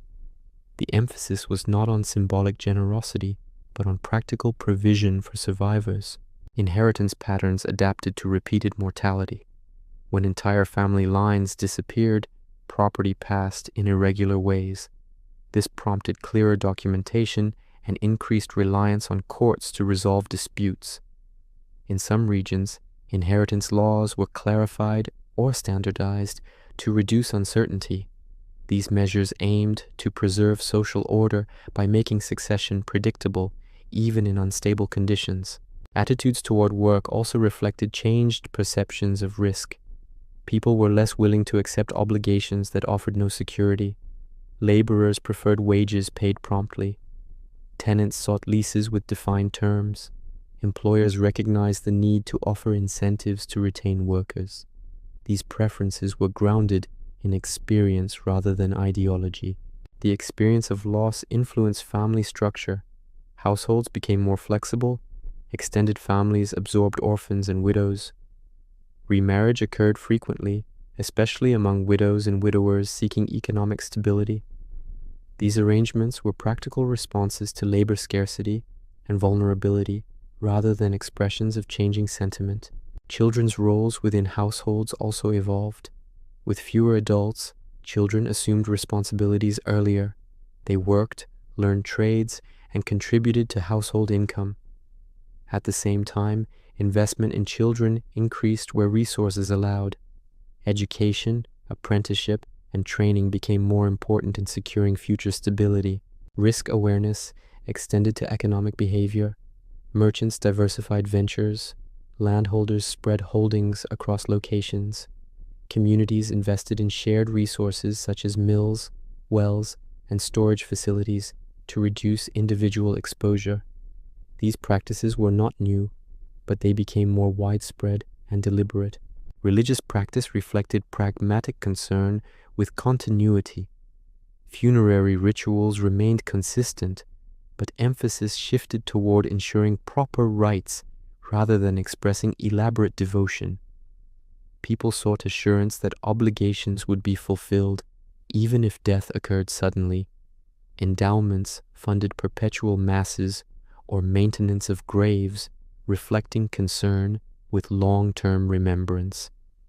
At the same time, attitudes toward death became more direct. Artistic and literary expressions from the period often depicted mortality plainly. These depictions were not necessarily morbid. They served as reminders of shared vulnerability. Such reminders reinforced social norms rather than undermining them. Fear remained present, but it was managed through routine. Epidemics recurred, but communities responded with established measures: isolation, prayer, flight, and practical care. These responses reflected accumulated experience rather than panic. Over time, familiarity reduced shock, even as danger persisted. Legal systems also adapted to heightened awareness of risk. Contracts specified contingencies. Courts addressed disputes arising from sudden death. Guardianship arrangements became more formalized. These changes increased administrative workload, but improved predictability in social relations. Perceptions of time and life stages adjusted subtly. Early adulthood carried greater responsibility. Long-term planning remained limited by uncertainty, but people made decisions with an awareness that opportunity could be brief. This awareness did not produce fatalism, but it encouraged practical engagement with present conditions. Community memory played a role in shaping attitudes. Stories of loss circulated within families and villages. These memories influenced behavior, encouraging caution and cooperation. Shared experience of mortality reinforced communal bonds, even as economic differentiation increased. It is important to avoid interpreting these changes as psychological transformation in a modern sense. Medieval people did not articulate attitudes toward risk in abstract terms. Their responses were embedded in routine practices. The change lay in frequency and emphasis rather than in explicit belief. Differences across regions and classes remained significant. Wealthier households could buffer risk through resources. Poorer households relied more on communal support. Urban residents encountered different hazards than rural ones.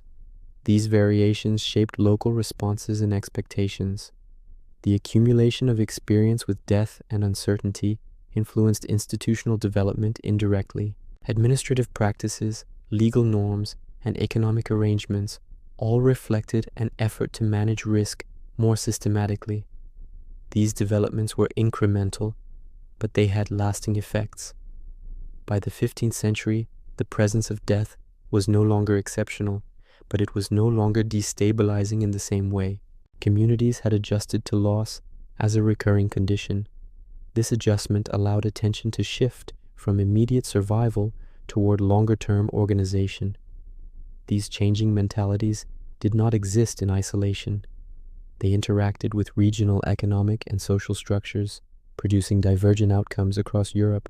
The next part examines how similar demographic pressures led to very different labor regimes in Western and Eastern Europe, shaping long-term regional divergence after the Black Death. Part 13. Regional Divergence, Western and Eastern Europe. By the 15th century, it was clear that the aftermath of the Black Death had not produced a single European trajectory. Similar demographic shocks led to different institutional outcomes depending on regional conditions. Nowhere was this divergence more pronounced than between Western and Eastern Europe. Understanding this contrast is essential for explaining why labor relations, social structure, and economic development followed different paths across the continent. In Western Europe, the demographic collapse generally weakened systems of coercive labor. Population loss reduced the ability of landowners to enforce traditional obligations. Land was relatively abundant, markets were increasingly accessible, and states possessed limited capacity to impose uniform control at the local level. These conditions favored negotiation rather than compulsion. Peasants in Western Europe often benefited from multiple alternatives. They could move between estates, seek wage labor, or migrate to towns. Even when legally unfree, they found practical ways to improve terms. Lords responded by offering incentives, commuting labor services, or leasing land. Over time, these practices reduced the practical significance of serfdom.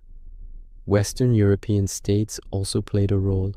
Monarchies relied on taxation rather than direct labor extraction. Stable revenue required functioning markets and cooperative subjects. Excessive coercion risked unrest and reduced productivity. As a result, authorities often tolerated gradual change rather than enforcing rigid labor regimes. Access to markets reinforced this trend. Western Europe contained dense networks of towns and trade routes.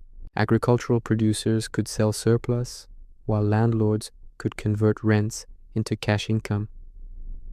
Market participation made flexible labor arrangements more viable and reduced dependence on traditional obligations. Eastern Europe faced a different set of conditions. Population density was lower even before the plague. Land was abundant, but markets were less developed. Urban centers were fewer and smaller, and long-distance trade was more limited.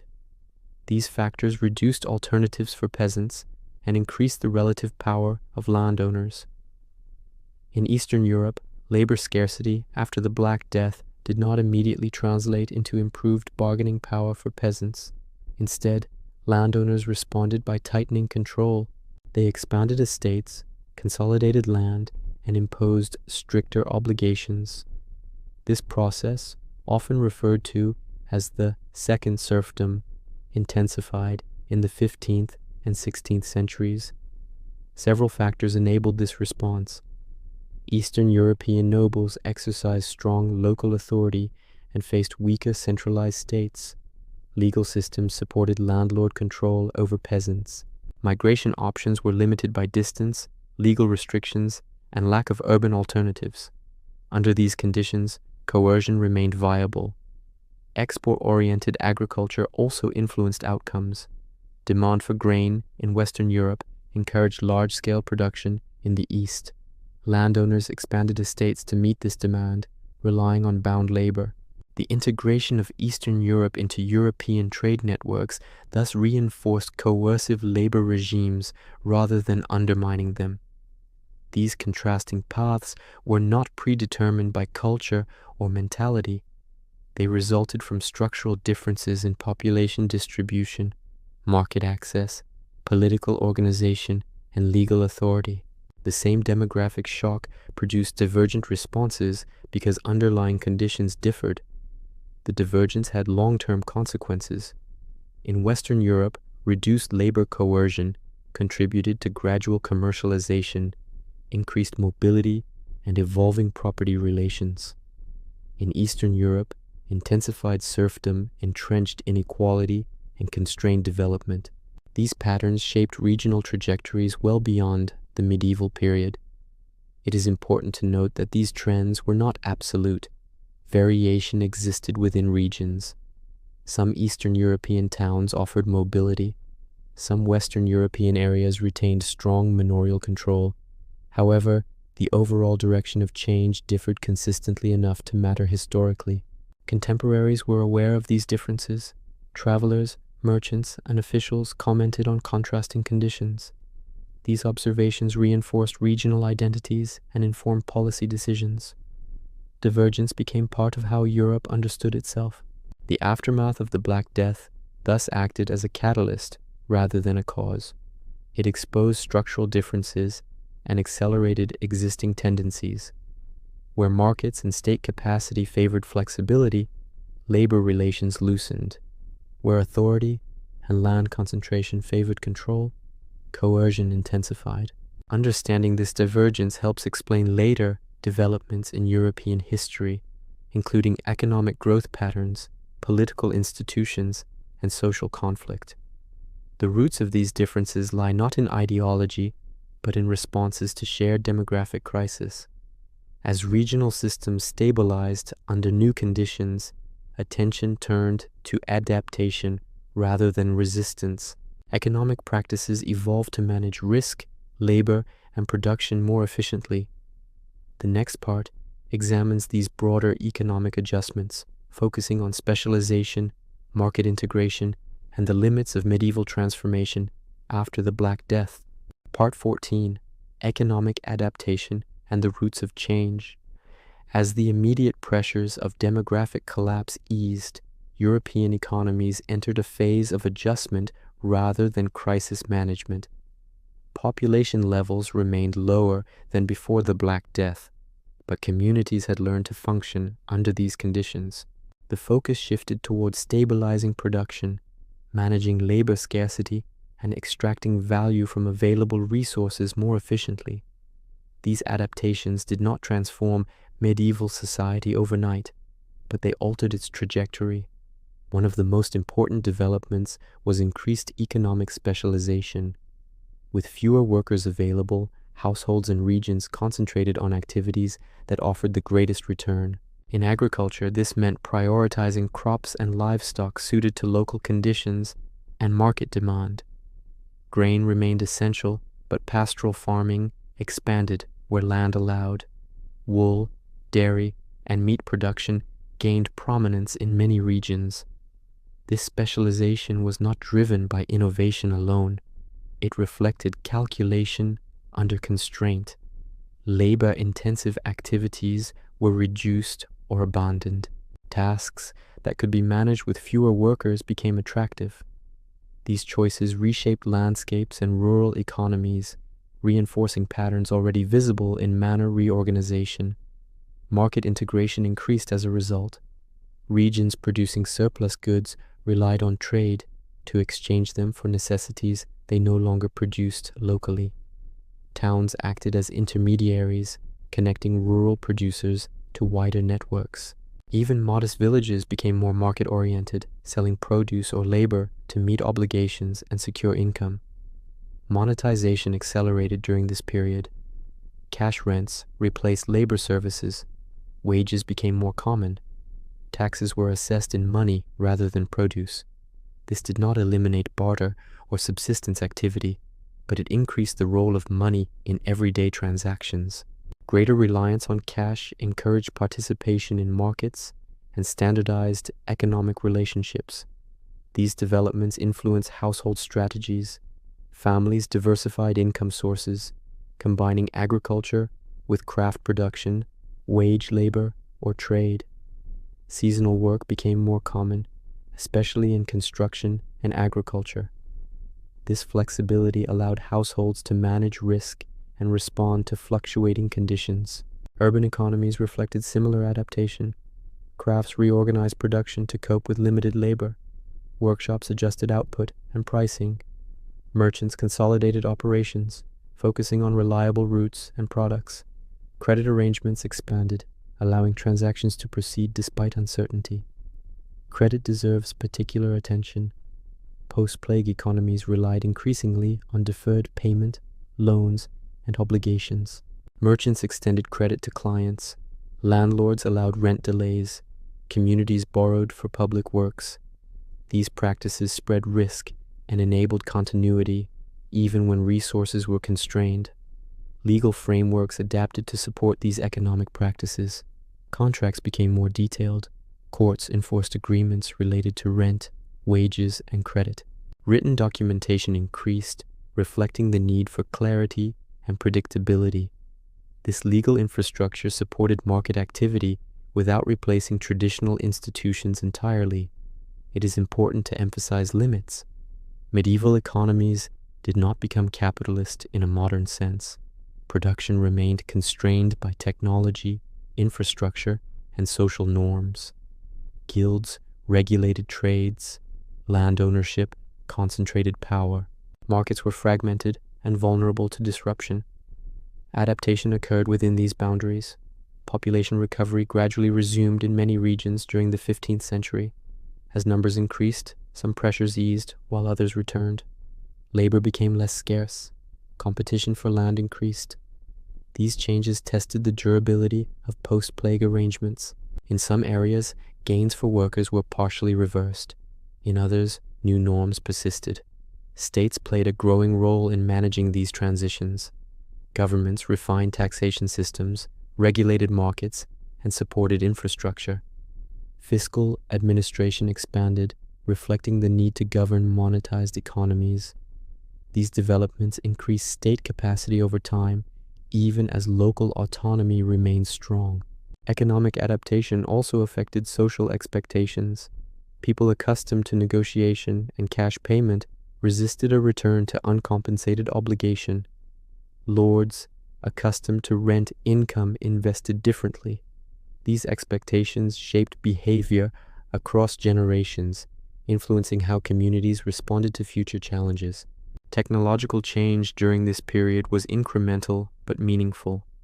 Improved tools, better animal harnesses, and modest productivity gains supported adaptation.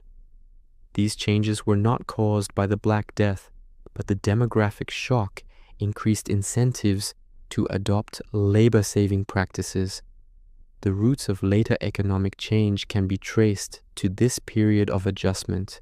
Market orientation, monetization, and legal standardization did not originate in the aftermath, but they were reinforced by it. The experience of scarcity taught communities to value efficiency, flexibility, and calculation. Cultural attitudes toward work and value also evolved. Effort was increasingly linked to reward rather than status alone.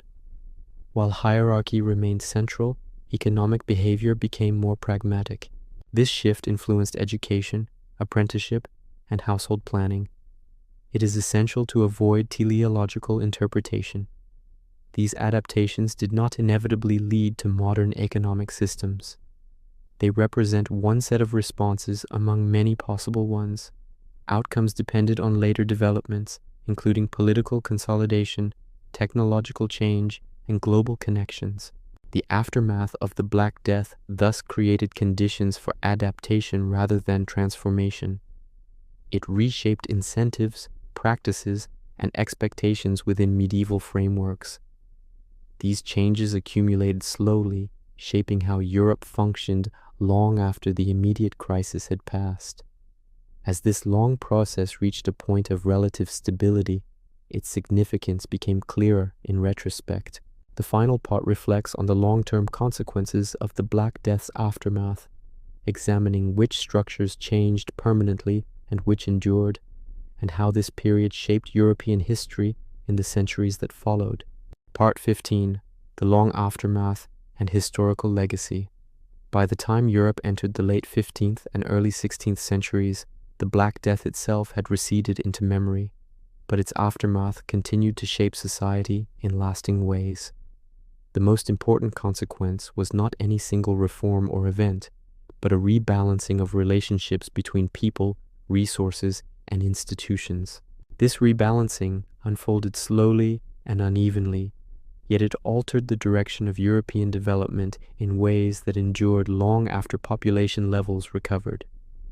One of the clearest long-term outcomes was the transformation of labor relations. In many parts of Western Europe, the rigid dependence on customary labor services weakened permanently. Even where serfdom remained in law, it lost much of its practical force.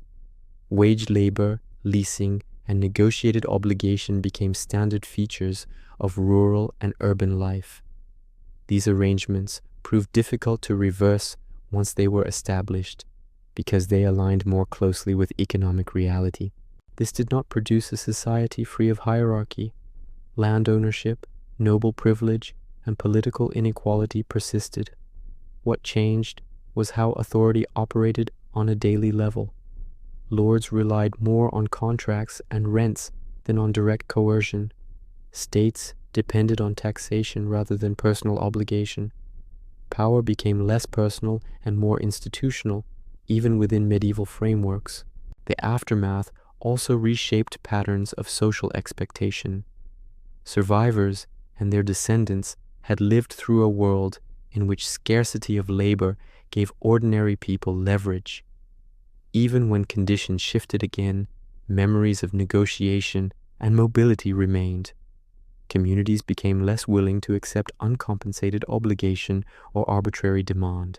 This did not eliminate deference, but it altered its limits.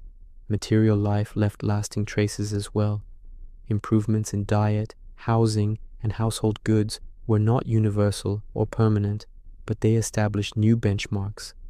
Later generations compared their circumstances not only to inherited tradition, but to remembered experience. These comparisons influenced resistance, adaptation, and aspiration in subtle ways. Institutionally, the aftermath strengthened administrative practices.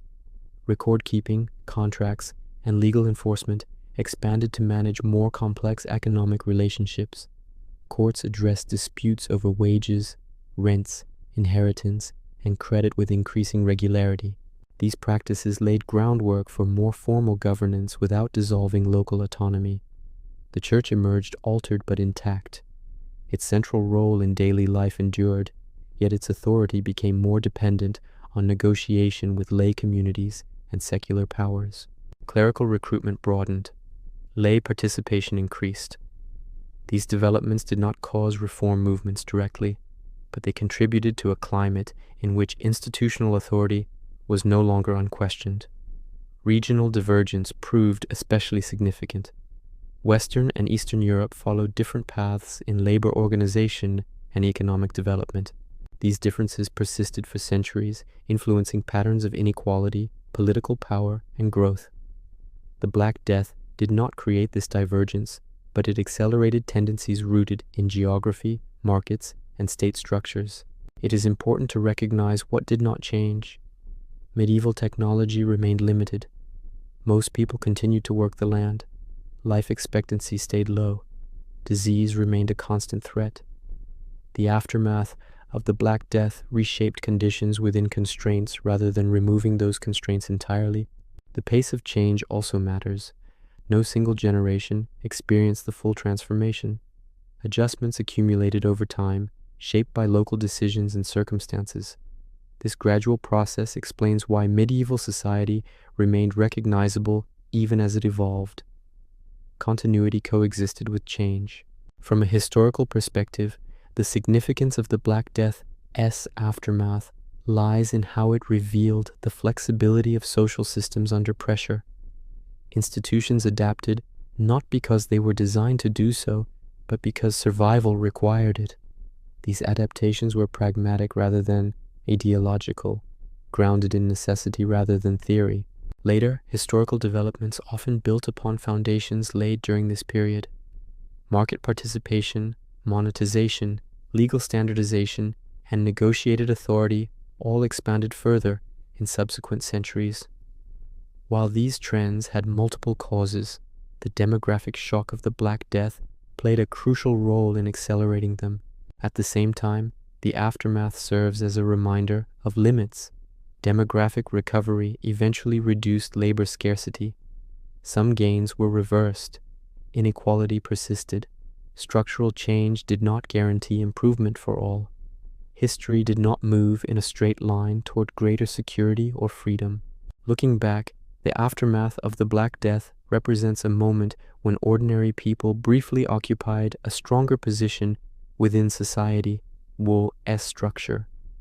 That position was contested, constrained, and uneven, but it mattered.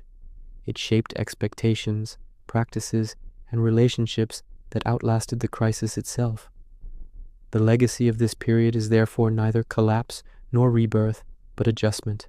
Europe learned to function differently under altered conditions. The lessons of scarcity, negotiation, and adaptation remained embedded in institutions and behavior long after the memory of the plague faded. If you enjoyed drifting through this piece of the past, maybe leave a like, or just let the story carry you to sleep. If you'd like more quiet journeys like this one, you can subscribe, but only if it feels right. The world remembers you.